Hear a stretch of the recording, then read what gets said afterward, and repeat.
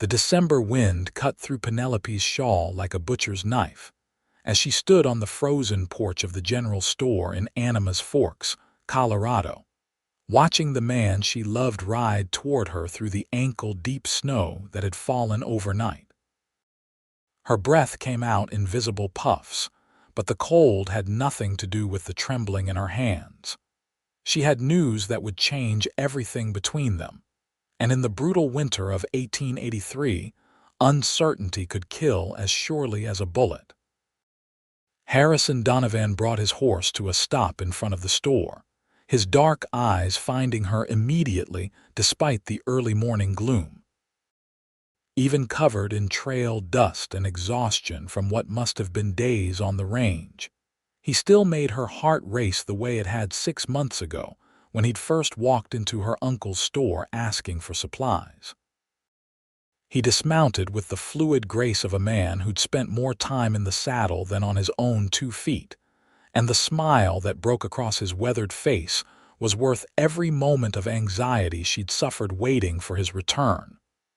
"Penny," he said, using the nickname only he was allowed. "I got back as fast as I could when I got your message." She'd sent word through one of the ranch hands that she needed to see him urgently. Now, standing here with the weight of her secret pressing against her ribs, she wondered if she'd made a mistake. They'd been courting for half a year, but they weren't married. In a mining town like Animas Forks, where respectability meant everything and gossip spread faster than wildfire through dry brush, what she was about to tell him could ruin her completely. Harrison climbed the 3 steps to the porch, and up close she could see the concern etched in the lines around his eyes. He was 26, 8 years older than her 18 years, and he'd lived enough life to read trouble on a person's face. His gloved hands reached for hers, and even through the leather and wool she felt the warmth of him. "What's wrong? Is your uncle all right? Did something happen?" "Uncle Marcus is fine," she assured him quickly. Her uncle had taken her in when her parents died of cholera 3 years ago, giving her a home and a purpose running his general store. "It's not that." "Then what's got you looking so pale? You're scaring me, Penny." The words stuck in her throat. She'd practiced them 100 times since she'd realized her monthly courses had stopped, since the morning sickness had started, since the terrifying and wonderful truth had become impossible to ignore. But now, facing him in the bitter cold with her future hanging in the balance, every rehearsed phrase fled her mind. "I'm with child," she finally said, the words coming out in a rush of frozen breath. "I'm pregnant, Harrison. About 2 months along, I think." The silence that followed felt longer than eternity. His hands went still in hers, and she couldn't bring herself to look at his face, couldn't bear to see disappointment or anger or worse, rejection. Her eyes fixed instead on the second button of his heavy coat, noting absently that it was hanging by a thread and would need mending. Then Harrison's hands moved, releasing hers only to cup her face, tilting it up until she had no choice but to meet his gaze. What she saw there made her breath catch for an entirely different reason. His eyes were shining with something that looked like joy, and the smile spreading across his face was the widest she'd ever seen. "Best news ever," he said, and his voice cracked with emotion.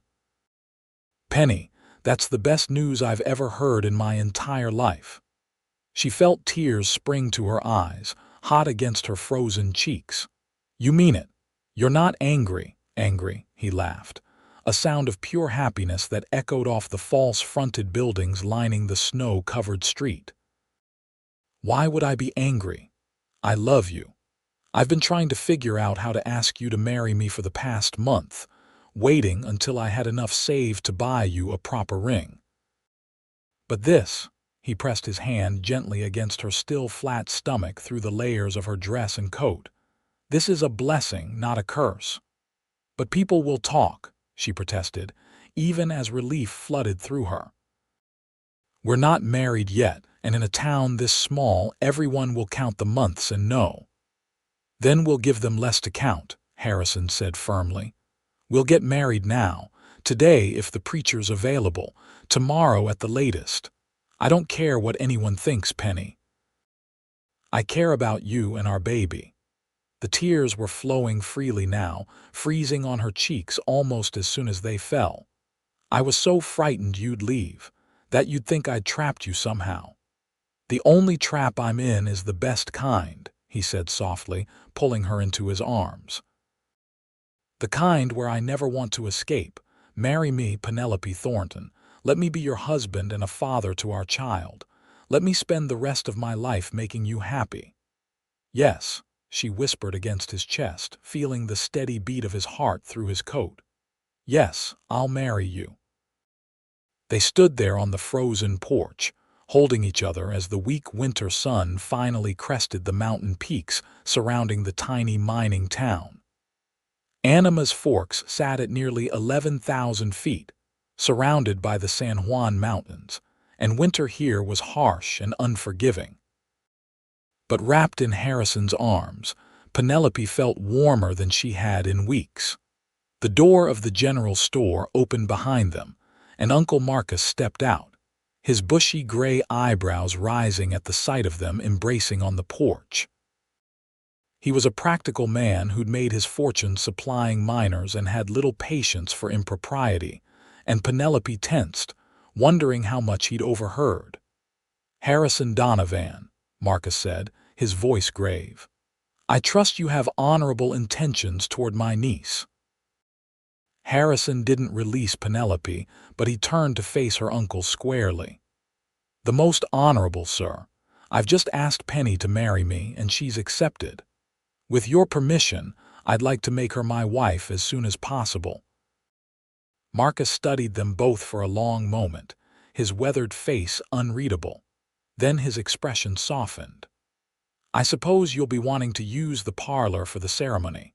Can't have my only niece married in the church with the wind whistling through the gaps in the walls. Not in this weather." Penelope felt a rush of gratitude for the man who'd become more of a father to her than an uncle. "You approve?" "I'd be a fool not to," Marcus said gruffly. "Harrison's a good man, works hard, doesn't drink away his wages, and treats you with respect. That's more than most can claim in these parts. Besides," he added, his eyes twinkling, "I'm not so old that I don't recognize the signs when I see them. You've been green around the gills every morning for 2 weeks. Penelope felt her cheeks heat despite the cold. "You knew." "I raised 3 daughters before they married and moved away," Marcus said. "I know what morning sickness looks like. Was waiting to see if you'd tell me yourself or if I'd need to have words with this young man." Harrison straightened. "I only just found out myself, sir. But I want you to know I'll take care of her and the baby. I've got a good position at the Double D Ranch and I've been saving my wages. We'll have enough to start with and I'm not afraid of hard work." "The Double D," Marcus mused. "That's Daniel Dockery's spread, isn't it? Good operation." "He treats his men fairly from what I hear." "He does, sir. He's already told me I can build a cabin on the western section of the ranch if I want. There's a spot near the creek that would be perfect for a homestead." "A cabin's no place for a woman in winter," Marcus said. "Especially not one who's expecting. You'll stay here above the store until spring. I've got the extra rooms and Penny knows the business. You can keep working at the ranch and come into town when your schedule allows. Once the weather breaks, we'll talk about building your own place." Penelope looked between the two men, feeling the tight knot of fear in her chest finally beginning to unravel. "Uncle Marcus, are you sure? That's a lot to ask." "Your family," Marcus said simply. "And family takes care of each other. Now, let's get you both inside before you freeze to death out here. Harrison, you look like you haven't eaten in days. Penny, put some coffee on and fix this man a proper breakfast. I'll go fetch Preacher Williams and see if he can perform the ceremony this afternoon." The next few hours passed in a blur of activity. Penelope cooked while Harrison washed up and changed into clean clothes he kept in town for emergencies. Uncle Marcus returned with Preacher Williams, a thin man with kind eyes who'd ministered to the fluctuating population of Anima's Forks for the past 5 years. He asked them a few gentle questions about their commitment to each other and seemed satisfied with their answers. By 2 o'clock that afternoon, Penelope stood in the parlor of her uncle's quarters above the store, wearing the best dress she owned, a deep blue wool that brought out the color of her eyes. Harrison had borrowed a proper suit coat from Marcus, and though it was slightly too large in the shoulders, he'd never looked more handsome to her. The ceremony was simple but heartfelt. Beyond the windows, snow began to fall again, fat flakes that drifted down like blessings. Preacher Williams spoke about the sanctity of marriage and the responsibilities of building a life together, his words taking on extra weight given the harsh environment they all lived in. When he asked if Harrison took Penelope to be his lawfully wedded wife, Harrison's "I do" rang out clear and strong. When it was her turn, Penelope's voice shook only slightly as she promised to love, honor, and cherish the man standing before her. She meant every word with a fierce intensity that surprised her. 6 months ago, she'd been a girl focused only on surviving one day to the next in a hard land. Now she was a woman, about to become a wife and mother, and the future that had seemed so uncertain suddenly felt full of possibility. Harrison didn't have a ring, but he took her hand in his and spoke his vows with such sincerity that Penelope's eyes filled with tears again. Uncle Marcus stood as witness, his weathered face soft with emotion. When Preacher Williams pronounced them man and wife, Harrison kissed her gently, reverently, as though she was something precious and fragile. "Mrs. Donovan," he whispered against her lips, and she smiled. "Mr. Donovan," she replied and felt him grin. They shared a simple meal after the ceremony, Uncle Marcus having arranged for supplies from his own store. There was roasted venison that one of the miners had brought in trade, fresh bread that Penelope had baked that morning before she knew her life was about to change, and even a small cake that the widow Hensley from down the street had contributed when she heard about the wedding. As evening fell and the temperature dropped even further, Harrison and Penelope retreated to what was now their room, a small but comfortable space at the back of the quarters. Someone, probably Uncle Marcus, had added extra quilts to the bed and made sure the small stove in the corner was well stocked with wood. Harrison added a log to the fire while Penelope sat on the edge of the bed, suddenly nervous despite everything that had happened. They'd been intimate before, obviously, but that had been stolen moments when they could find privacy. This was different. This was their wedding night, the first night of their marriage, and somehow that made everything feel new and uncertain again. "Penny," Harrison said softly, coming to sit beside her, "we don't have to do anything you're not comfortable with. I know it's been a long day and you must be exhausted." She turned to look at him, this man who'd just become her husband, and felt a wave of love so strong it almost hurt. "I'm not too tired," she said. "I just keep thinking about how different things could have been. If you'd reacted differently this morning, if you'd been angry or wanted nothing to do with me, I don't know what I would have done." "I meant what I said on the porch," Harrison told her, taking her hand. "This baby, our baby, is the best news ever. I know the circumstances aren't ideal, and I know people might judge us for marrying so quickly, but I don't care about any of that. All I care about is you and making sure you're safe and happy." "I am happy," Penelope said, and realized it was true. "Scared, but happy. I don't know how to be a mother. I barely remember my own mother, and I've never even held a baby before." "Then we'll figure it out together," Harrison said. "I don't know how to be a father either." But I had a good one before he passed, and I remember how he was with me and my brothers. Patient, kind, always there when we needed him. That's the kind of father I want to be." "Tell me about your family," Penelope said, realizing that for all the time they'd spent together, there was still so much she didn't know about him. "You've never talked much about them." Harrison was quiet for a moment, his thumb rubbing gentle circles on the back of her hand. "My parents had a small farm in Missouri. Nothing fancy, but it was ours. My father worked himself half to death trying to make it profitable, and my mother did everything she could to help. I had 2 younger brothers, Thomas and James. We were close, the 3 of us, always getting into trouble together." "What happened to them?" Penelope asked gently, hearing the past tense in his words. "Fever took my parents when I was 20, some sickness that swept through the county that winter. Thomas and James both got it too, but they recovered. We tried to keep the farm going, but without our parents, it just fell apart.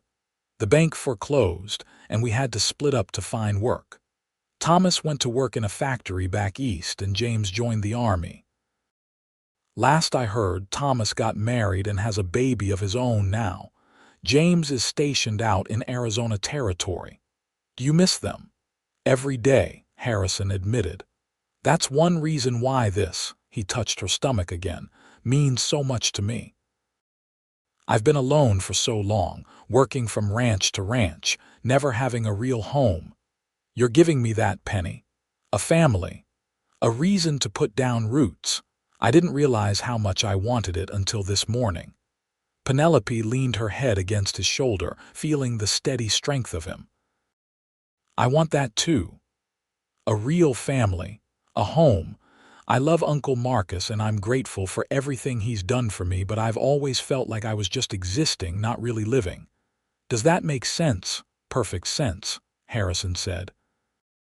He shifted to wrap his arm around her, and they sat together in comfortable silence, listening to the wind howl outside and the fire crackle in the stove. Eventually, they prepared for bed, taking turns changing into nightclothes with an awkwardness that would have been amusing under other circumstances. But when they finally lay together under the heavy quilts, Harrison pulled Penelope close and kissed her with a tenderness that made her forget her nervousness. "I love you," he murmured against her hair. "I don't think I've said that enough today. I love you, Penelope Donovan." "I love you too," she whispered back, and let herself relax into his embrace. The weeks that followed fell into a comfortable rhythm. Harrison rode out to the Double D Ranch most days, working with the cattle even in the brutal winter cold. The ranch was about 10 miles from town, manageable on horseback when the weather cooperated, but there were several stretches when the snow fell so heavily that he couldn't make the journey. During those times, he helped Uncle Marcus around the store, moving stock, chopping wood, and doing the heavy work that the older man struggled with increasingly.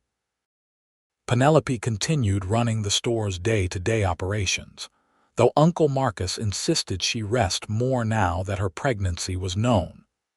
The morning sickness persisted through December and into January, leaving her exhausted and queasy. Harrison proved to be surprisingly gentle during these times, holding her hair when she was sick, bringing her weak tea and dry toast, never complaining when she couldn't manage more than a few bites of food. The townspeople of Animas Forks reacted to their marriage with mixed responses. Some were genuinely happy for them, offering congratulations and advice. Others whispered behind their hands, counting months on their fingers and making judgments. Penelope tried not to let it bother her, but there were days when the sideways glances and sudden silence when she entered a room cut deep. "Let them talk," Harrison told her one evening when she'd come home near tears after an encounter with some of the more righteous women in town. "They've got nothing better to do stuck up here in the mountains all winter. By spring, they'll have found something else to gossip about. But what if they're right to judge us? Penelope said miserably. We weren't married when we conceived. By the church's standards, we sinned. Harrison knelt in front of where she sat, taking both her hands in his. Listen to me. What we did out of love. Maybe we should have waited until we were married, but we didn't, and I can't bring myself to regret something that gave us our child. God knows the truth of our hearts, Penny. That's all that matters. His words helped, but it was harder than Penelope expected to hold her head high in the face of judgment. The store's business didn't suffer, thankfully. People needed supplies whether they approved of her or not. And Uncle Marcus made it clear that anyone who treated his niece with disrespect would find themselves unwelcome in his establishment.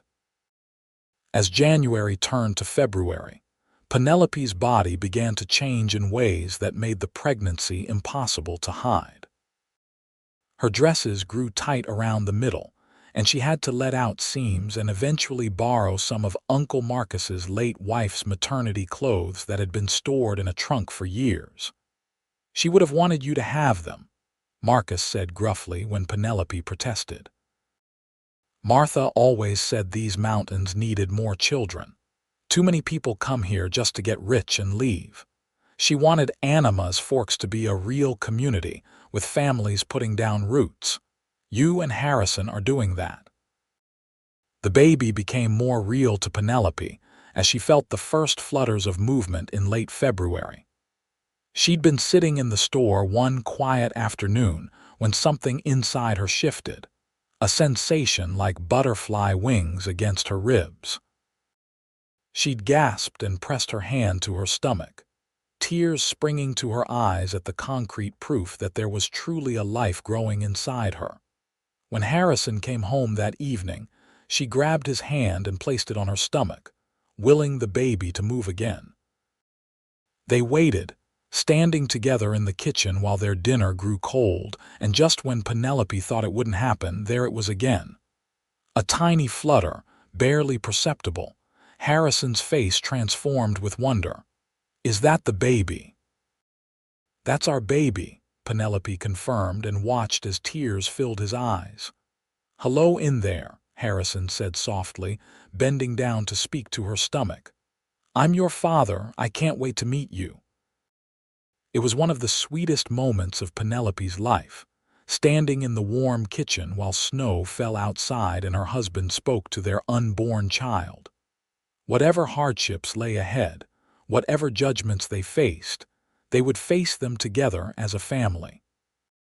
March brought the first hints that winter might eventually release its grip on the high mountain valley.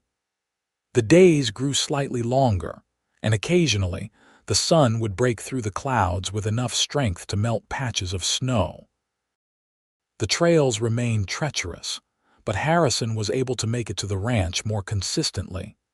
Daniel Dockery, the owner of the Double D Ranch, proved to be as understanding as Harrison had claimed. When he heard about the marriage and coming baby, he offered Harrison a raise and promised to help with materials for building a cabin come spring. Good men are hard to find, Dockery told Harrison during one of his visits to town to check on supplies. He was a big man in his 50s, weathered by years of ranching in harsh country. You've proven yourself reliable, and I respect a man who takes care of his responsibilities. That cabin site we talked about, it's yours if you want it. I'll provide the timber, and some of the other hands have already volunteered to help with the construction. Harrison had come home that night with excitement lighting up his face, telling Penelope about the plans for their future home. It'll be small to start, he said, but we'll have our own place, a bedroom for us and room for a cradle for the baby. Maybe eventually we can add on more rooms if our family grows. If, Penelope teased gently, her hand resting on her swollen stomach. She was 5 months along now, showing enough that there was no hiding her condition. When, Harrison corrected with a grin, when our family grows, I'd like a house full of children someday if you're willing, brothers and sisters for this little one. The thought made Penelope happy. She'd been an only child and had always envied the large families she'd seen, full of noise and laughter and love. "I'd like that," she said. "Though let's get through having this one first before we plan too far ahead." As spring approached, Penelope's pregnancy became more uncomfortable. Her back ached constantly, and she had trouble sleeping, unable to find a position that felt right. Harrison did everything he could to help, rubbing her sore muscles and building up the fire when she complained of being cold, then opening windows when she was too hot moments later. He never complained, taking her mood swings and physical discomfort in stride with patience that amazed her. "You're growing our baby," he said whenever she apologized for being difficult. "You're allowed to be uncomfortable. I just wish I could do more to help." By April, with her due date approaching in late June or early July, real planning had to begin. The closest doctor was in Silverton, more than 12 miles away over mountain roads that could be impassable depending on weather. Uncle Marcus suggested they arrange for the midwife who served the scattered homesteads in the area to attend the birth. Mrs. Harriet Sheffield was a capable woman in her 40s who delivered more babies than she could count over her 20 years of practice. She came to meet Penelope in early April, examining her with brisk efficiency and pronouncing everything normal. "You're young and healthy," Mrs. Sheffield said. "No reason to think you'll have any trouble. I've delivered babies in far worse conditions than a comfortable room above a store. Just make sure you have plenty of clean linens ready, and your husband should plan to be elsewhere during the actual birth. I'll need room to work, and men tend to get in the way." Harrison looked like he wanted to protest being excluded, but Penelope squeezed his hand and he subsided. "Whatever's best for Penny and the baby," he said. As the weather improved, work began on their cabin. True to his word, Daniel Dockery provided timber from the ranch's land, and several of Harrison's fellow ranch hands gave up their Sundays to help with construction. Uncle Marcus contributed supplies from the store at cost, refusing to take full payment despite Harrison's protests. "Family," Marcus said again, that single word apparently his answer to everything. Penelope visited the construction site on a warm day in May, riding in a wagon that Harrison drove carefully over the rough trail. The cabin sat in a beautiful spot near a creek, sheltered by tall pines with a view of the mountains that took her breath away. It wasn't large, just 2 rooms with a loft space that could eventually become a bedroom for children, but it was solidly built and weathertight. "What do you think?" Harrison asked nervously, helping her down from the wagon. Penelope turned in a slow circle, taking in the cabin, the creek, the meadow that was just beginning to green up after the long winter. "It's perfect," she said honestly. "It's home." They walked through the unfinished structure hand in hand, Harrison pointing out where things would go. "The stove here and our bed along this wall. We'll need a table and chairs, but I can build those. And here," he indicated a corner near the stove, "this is where the cradle will go, close enough to keep the baby warm but not too close to be dangerous." Penelope could picture it all, could imagine their life here. Cooking meals while Harrison worked the ranch, rocking their baby to sleep in the evening, watching their child take first steps across this rough wooden floor. Maybe, years from now, more children playing in the meadow while she hung laundry on a line. "I can't wait to move in," she said. "Another few weeks and it'll be ready," Harrison promised. "The roof needs to be finished and we need to build the furniture, but we'll be in before the baby comes." They moved into the cabin on a sunny day in early June, transporting their few possessions by wagon.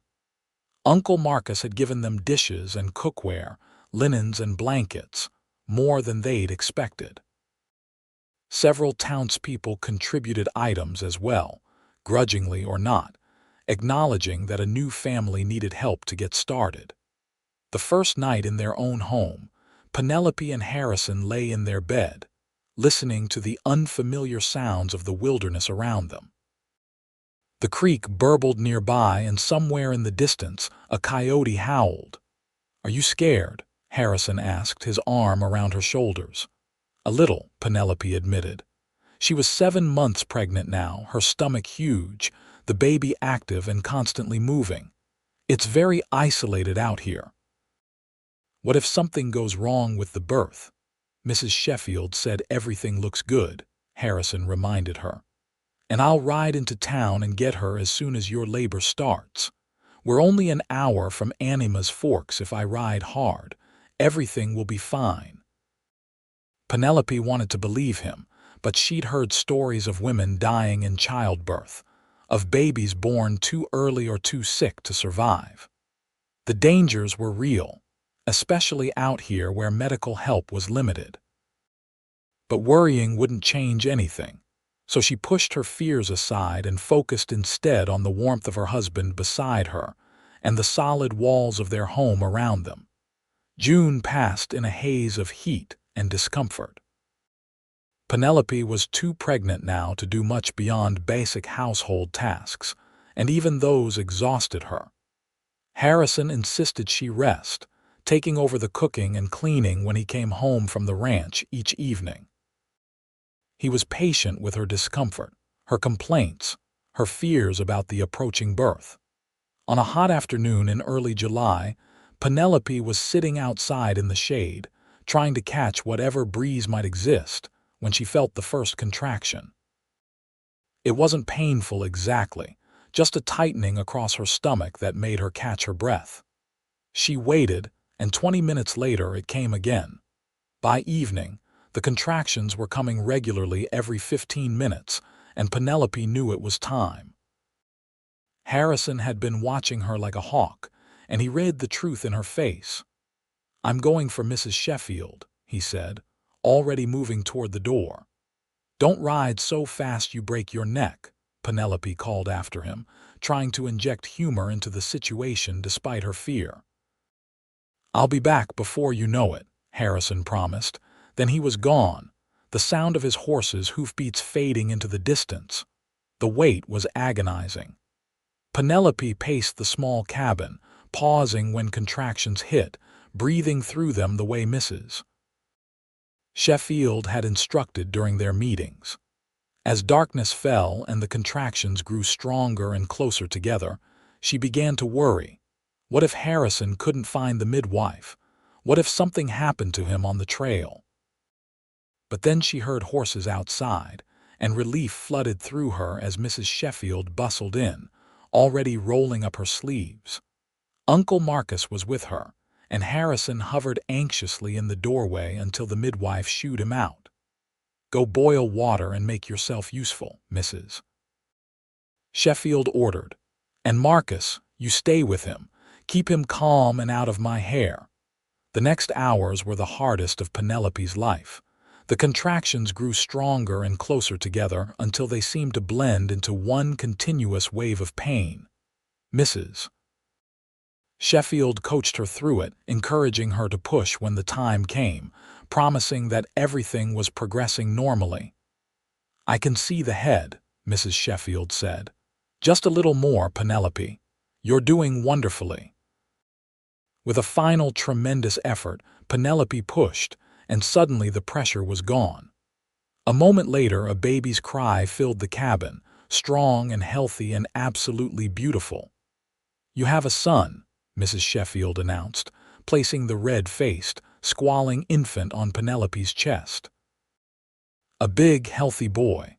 Penelope looked down at her son through tears of exhaustion and joy. He was perfect, with a shock of dark hair and tiny fists that waved in the air as he cried. "Hello, baby," she whispered.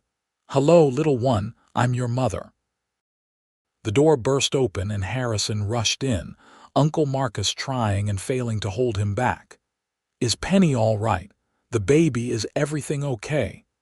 "Everything is perfect," Mrs. Sheffield said with a smile. "Come meet your son, Mr. Donovan." Harrison approached the bed with something like awe on his face. When he saw the baby, he let out a sound that was half laugh, half sob. "He's beautiful, Penny, he's so beautiful." "Would you like to hold him?" Penelope asked. Harrison nodded, unable to speak. Mrs. Sheffield showed him how to support the baby's head, and then the infant was in his father's arms. Harrison stood there, tears streaming down his face, looking at his son with such love that Penelope felt her heart might burst. "What should we name him?" Harrison asked. They discussed names, but nothing had felt quite right. Now, looking at her son, Penelope knew. "Henry, after my father. Henry Marcus Donovan, if Uncle Marcus doesn't mind us using his name." From the doorway, Uncle Marcus made a sound suspiciously like a sniffle. "I'd be honored." "Henry Marcus Donovan," Harrison repeated, testing it out. "Hello, Henry. Welcome to the world, son."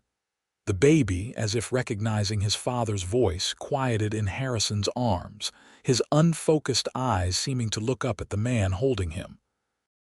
It was a perfect moment, the beginning of their family, and Penelope knew she would remember it forever. Mrs. Sheffield stayed the night to make sure both Penelope and the baby were doing well. By morning, satisfied that everything was normal, she packed her supplies and prepared to leave. "You did wonderfully," she told Penelope. "Rest as much as you can and don't be afraid to ask for help. That husband of yours is clearly devoted to you and the baby, so put him to work." Uncle Marcus left with Mrs. Sheffield, promising to spread the good news in town and to check on them in a few days.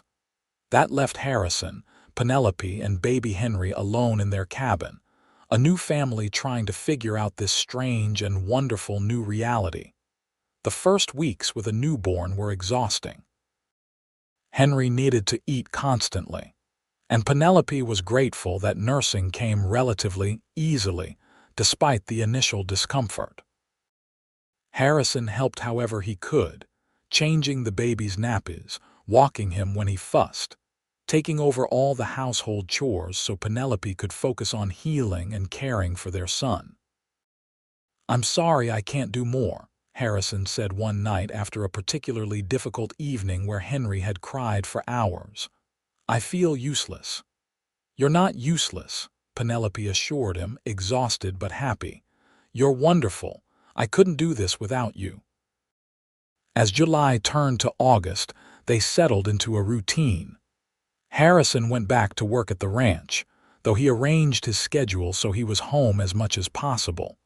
Penelope slowly regained her strength, adjusting to life with an infant. Uncle Marcus visited regularly, bringing supplies and cooing over his great-nephew with surprising tenderness. The town's attitude toward them seemed to shift after Henry's birth. There was something about a baby that softened even the hardest hearts, and when Penelope brought Henry into town for the first time in late August, even the women who judged her most harshly couldn't resist admiring the healthy, happy infant.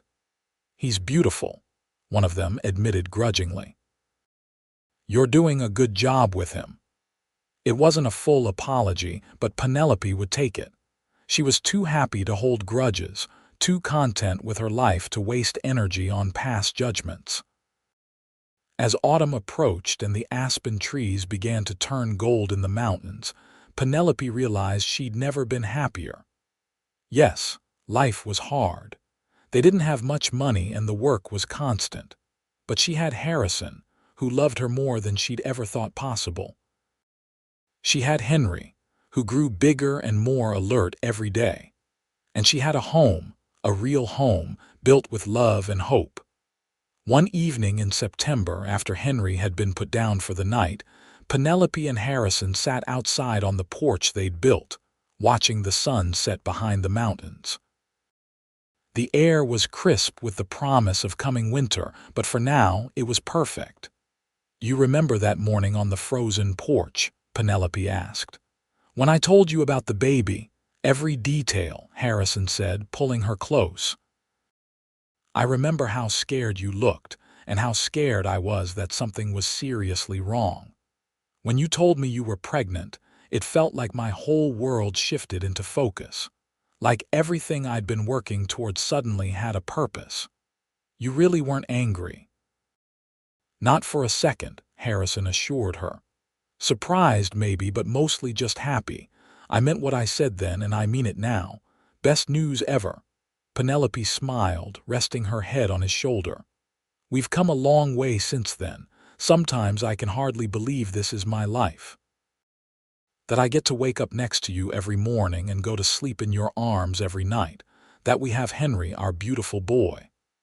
Our family, Harrison said softly. The family I always wanted but didn't think I'd ever have. You gave me that, Penny. You and Henry, you're everything to me. They sat in comfortable silence, watching the stars begin to emerge in the darkening sky. From inside the cabin, Henry made a small sound in his sleep, and both parents tensed, waiting to see if he'd wake. But he settled again, and they relaxed. Should we have more children? Harrison asked.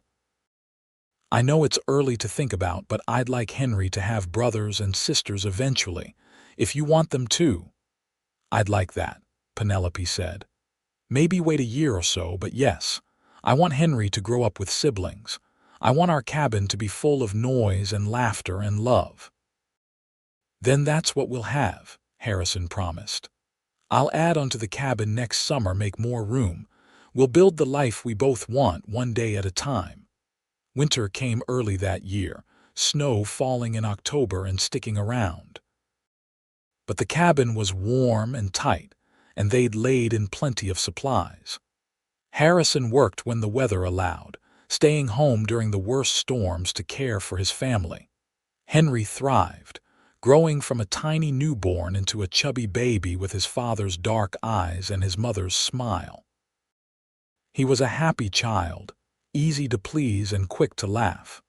Watching Harrison with their son never failed to make Penelope emotional. He was such a good father, patient and gentle, everything a child could want. Christmas that year was special. Uncle Marcus closed the store for the day and came out to the cabin, bringing gifts and food. They celebrated quietly but joyfully, Henry too young to understand, but seeming to sense the excitement in the air. Harrison had carved a small wooden horse for his son, the first of what he promised would be many toys made by his own hands. To family, Uncle Marcus said, raising a glass of cider and a toast. To the Donovan family, and to many more happy years ahead. To family, Penelope and Harrison echoed, and Penelope felt the truth of it settle into her bones.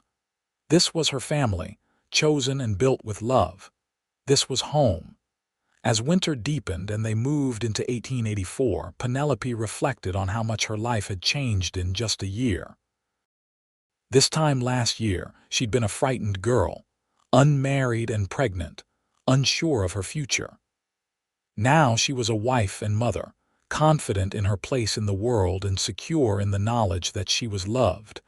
Harrison continued to prove himself as both a husband and father. He worked hard to provide for them, but never at the expense of time with his family. Every evening, he came home eager to see Penelope and Henry, to hear about their day and to help with whatever needed doing. He was an equal partner in their life together, something Penelope treasured. In March, as the snow began to melt and the first hints of spring appeared, Penelope realized she was pregnant again. This time, there was no fear, only excitement. When she told Harrison, he swept her into his arms and spun her around, laughing with pure joy. "Another baby," he said, setting her down and pressing a kiss to her forehead. "Our family is growing. Are you happy?" Penelope asked, though she could see the answer on his face. "Happier than I have any right to be," Harrison said. "You've given me everything I ever wanted, Penny. Everything and more." This pregnancy was easier than the first. Penelope knew what to expect, and without the fear and uncertainty that had plagued her last time, she could simply enjoy the experience. Henry was walking now, toddling around the cabin on unsteady legs, and Penelope loved watching Harrison chase after their son, laughing as Henry squealed with delight. As summer arrived and her body grew round with new life, they began preparing for the second baby. Harrison built a second cradle, identical to the first, and Penelope sewed tiny clothes in every spare moment. Uncle Marcus visited often, bringing gifts and spending hours playing with Henry, who adored his great-uncle. In late September, just as the leaves were changing color, Penelope went into labor again. This time, everything went smoothly. Mrs. Sheffield arrived in plenty of time, and after just a few hours of labor, Penelope delivered a healthy baby girl. "A daughter," Harrison breathed, holding the tiny infant with the same awe he'd shown with Henry. "We have a daughter, Penny." They named her Margaret after Harrison's mother, with the middle name Elizabeth after Penelope's mother. Little Maggie, as they quickly began calling her, was smaller than Henry had been but just as healthy, with a shock of red-gold hair that neither parent could account for but both found beautiful. Henry, now 14 months old, was fascinated by his baby sister. He would sit beside her cradle for ages, staring at her with serious eyes, occasionally reaching out a chubby hand to gently pat her blanket. Harrison and Penelope watched their children together, marveling at the family they'd created. "2 children," Penelope said one evening, exhausted but content as she nursed Maggie while Harrison played with Henry. "Can you believe we have 2 children?" "I can believe anything when it comes to us," Harrison said, picking up Henry and bringing him over to sit beside Penelope. "We've built something amazing here, Penny. Something worth everything." As autumn turned to winter and they prepared for another harsh season in the mountains, Penelope felt nothing but gratitude. Yes, life was hard, money was tight, and there was always more work than hours in the day. But they had each other, they had their children, and they had love. What more could anyone want? The years that followed were full of joy and challenges in equal measure. 2 years after Maggie was born, they had another son, whom they named James after Harrison's brother. 3 years after that came another daughter, Eleanor, and finally, when Penelope was 28 and Harrison 36, they welcomed their 5th child, another son named Thomas after Harrison's other brother. The cabin expanded with their family, additional rooms added each summer when weather permitted. The Double D Ranch continued to prosper, and Harrison's position there became more secure. Daniel Dockery, having no children of his own, began to groom Harrison for a management role, recognizing his intelligence and dedication. Uncle Marcus aged but remained active, still running his store with help from hired assistants. He was beloved by his great-nieces and nephews, who called him Grandpa Marcus and climbed all over him whenever he visited. Through it all, Harrison and Penelope's love for each other only deepened. They had their arguments, as any couple did, but they never went to bed angry. They supported each other through difficulties and celebrated each other's successes. They built a life together based on respect, trust, and genuine affection. One winter evening, when Penelope was 35 and Harrison 43, they sat together on their expanded porch, wrapped in blankets against the cold. Their children were all inside, the older ones helping the younger ones with various tasks, the cabin filled with the noise and chaos of a large, happy family. "You ever regret it?" Penelope asked. "The way everything happened? Getting married so quickly, starting our family before we were really ready." Harrison was quiet for a moment, and when he spoke, his voice was thick with emotion. "I regret that you had to be afraid, even for a moment, that I wouldn't stand by you. I regret that people judged you harshly for something we both did, but regret how our life turned out. Never, not for a single second." "Me neither," Penelope said softly. That morning on the frozen porch when I told you I was pregnant, I thought my life was over. I thought I'd ruined everything. But really, it was just beginning. You gave me everything I never knew I wanted, Harrison. A home, a family, a purpose. We gave each other that, Harrison corrected gently. Partnership, remember. We're in this together, always have been. From inside the cabin, they heard Henry, now 17 and nearly as tall as his father, telling his siblings to settle down for the evening. Maggie, 15 and beautiful, was singing as she cleared up from dinner. James, 13, was probably still reading by lamplight, reluctant to put down his book.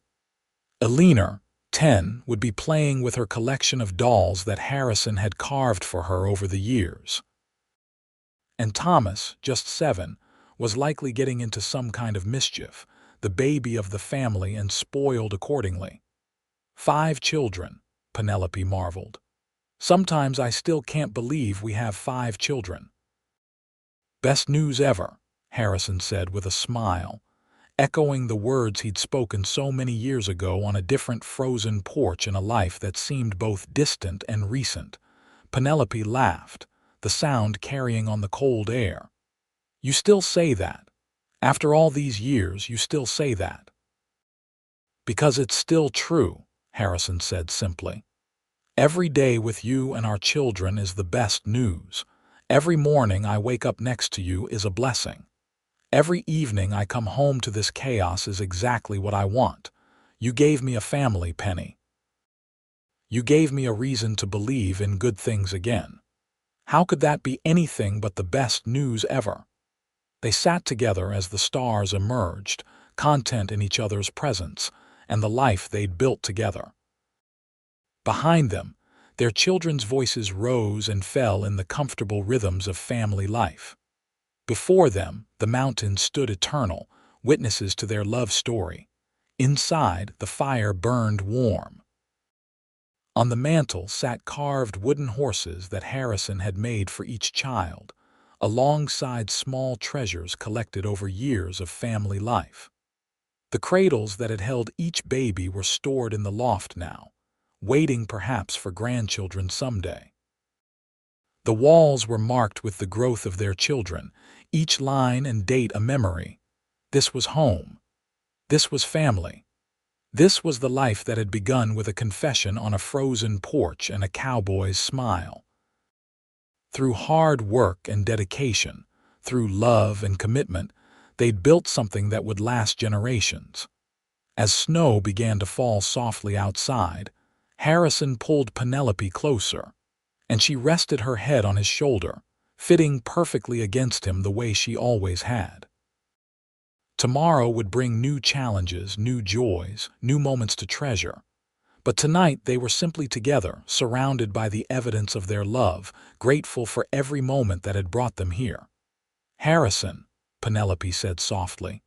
Yes, love, thank you for everything. For believing in us. For being the man I needed, the father our children deserved. For making that frozen porch conversation turn into this beautiful life. Harrison kissed the top of her head, his arms tightening around her. Thank you for trusting me with your fear that morning. For giving me the chance to prove myself. For building this life with me. I love you, Penelope Donovan, more today than yesterday, more tomorrow than today. I love you too, she whispered back, always and forever. They sat together as the winter night deepened around them. 2 people who'd found each other against the odds and built something lasting in a hard land. Their love story had started with fear and uncertainty, but it had grown into something beautiful and enduring. From that confession on a frozen porch to this peaceful evening surrounded by their children, every moment had been worth it. Inside the cabin, Henry began to play the fiddle Harrison had taught him to use, the notes sweet and clear in the cold air. Maggie's voice joined in, singing an old ballad about love and home. The younger children settled in to listen, and for a moment, everything was perfect. This was the life Penelope had dreamed of without knowing it, back when she was a frightened girl with a secret. This was the family Harrison had longed for since losing his own parents and brothers. Together, they'd created something neither could have achieved alone, something that would outlast them both in the children they'd raised and the love they'd shared. As the last light faded from the western sky and the mountains became dark silhouettes against the stars, Harrison and Penelope went inside to join their children. The cabin was warm and bright, full of laughter and music and love. Tomorrow, Harrison would return to the ranch, and Penelope would manage the household, and their children would each pursue their various interests and responsibilities. But tonight, they were all together, a family unit strong and unbreakable. Years later, when their children were grown and starting families of their own, when grandchildren began to fill the expanded cabin with new voices and new laughter, Penelope and Harrison would still remember that frozen porch in Anima's Forks.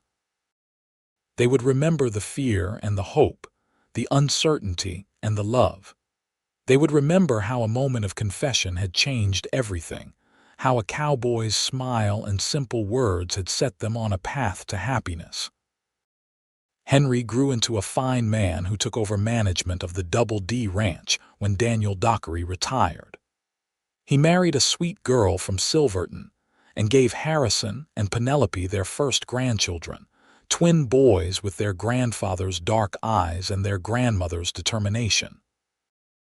Maggie married a teacher who came to establish a school in Anima's Forks, and together they raised 4 children who all inherited their parents' love of learning. The cabin often echoed with the sound of young voices reciting lessons, and Harrison built desks and bookshelves to accommodate his growing collection of grandchildren. James, the bookish one, went east to attend university, something that made both his parents incredibly proud. He returned with a degree and a bride, settling in Denver where he practiced law but visited the cabin every summer with his family. Eleanor married young to a rancher's son from a neighboring property, and they built their own cabin just a few miles away. She and Penelope grew even closer, working together on projects and raising their children almost as siblings rather than cousins. Thomas, the baby, surprised everyone by becoming a preacher. He traveled throughout Colorado's mining camps, bringing faith and comfort to rough men living hard lives. He never married, dedicating his life to service, but he came home often and was beloved by all his nieces and nephews. Through all of this, through the growth of their family and the passing of years, Harrison and Penelope remained the center of it all. Their love was the foundation upon which everything else was built, and their children and grandchildren saw in them a model of what marriage should be. On a summer afternoon in 1910, when Penelope was 58 and Harrison 66, they celebrated their 27th wedding anniversary surrounded by their enormous extended family. The celebration was held at the cabin, which had been expanded so many times it barely resembled the simple 2-room structure Harrison had built decades earlier. Uncle Marcus had passed away 5 years earlier at the age of 92, leaving the store to Henry, who'd merged it with his ranch operations to create a thriving business. The old man had died peacefully in his sleep, his last words to Penelope a reminder that family was everything. As Harrison and Penelope stood together, watching their children and grandchildren play in the meadow where they'd first envisioned their future, they reflected on the journey that had brought them here. 27 years, Penelope said, still able to fit comfortably under Harrison's arm despite the gray in her hair and the lines on her face. 27 years since that frozen porch. Best 27 years of my life, Harrison said, and though his hair was white and his movements slower, his eyes still lit up when he looked at her the same way they had when she was 18. Best news ever led to the best life ever. You still say that, Penelope teased gently, the same way she had for years. I'll say it until my last breath, Harrison promised. Because it's true. Every day with you, every moment with our family, it's all the best news. I'm the luckiest man alive, Penny. I have been since the moment you trusted me with your fear and let me turn it into joy. Around them, their legacy played and laughed. 5 children, 18 grandchildren so far, with more surely on the way. Each one of them carried forward the love that Harrison and Penelope had built. Each one a testament to what was possible when two people committed to building a life together. As the sun set over the mountains, painting the sky in shades of gold and pink, the family gathered for dinner.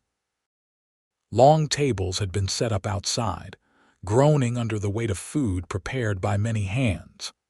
Harrison said grace, his voice still strong despite his years, thanking God for family and love and the blessing of a life well lived. That night, after everyone had gone home or bedded down in various parts of the expanded cabin, Harrison and Penelope lay in their bed, the same bed they'd shared for 27 years. Through the open window, they could hear the creak that had been the soundtrack to their married life, its constant burble a reminder of how time flows ever onward. "Are you happy, Penny?" Harrison asked, as he had asked her countless times over the years. "More than I ever thought possible," she answered honestly. "You've given me such a good life, Harrison, such a full, beautiful, meaningful life. I couldn't have asked for more." "We gave each other that," Harrison reminded her again, still insisting on their partnership even after all these years. "Everything we have, we built together. Every child we raised, every challenge we overcame, every joy we celebrated, we did it as partners." "Partners," Penelope agreed, reaching for his hand in the darkness. Their fingers intertwined automatically, the gesture so familiar after decades of marriage. From that frozen porch to this moment, partners.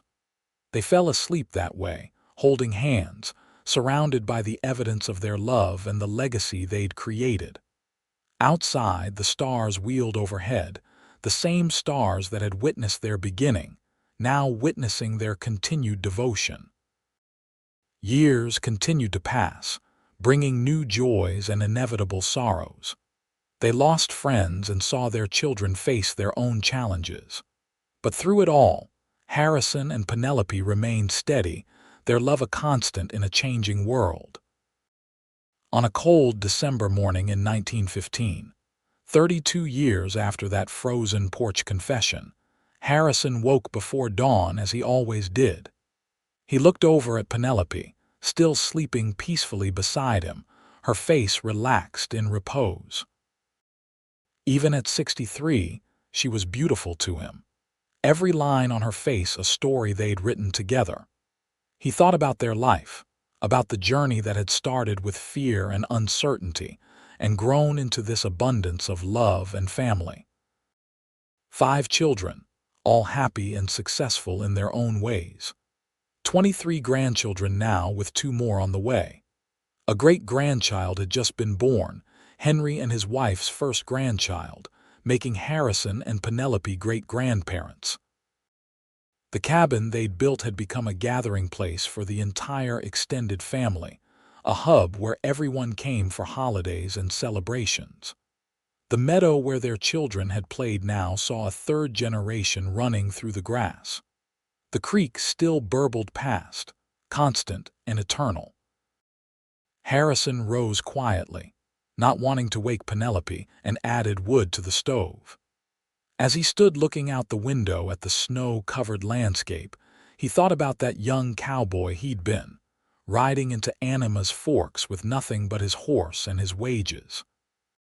He'd been lonely then, searching for something he couldn't name. Penelope had given him that something. She'd given him purpose and love and family. She'd given him a reason to stay, to build, to hope. Every day since that frozen porch had been a gift, and he'd never taken a single one for granted. "You're up early," Penelope's voice said behind him, and he turned to see her wrapped in a shawl coming to join him at the window. "Couldn't sleep," Harrison admitted. "Just thinking about how lucky I am."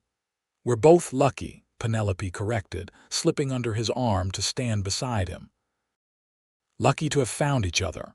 Lucky to have built this life. Lucky to have loved and been loved so completely."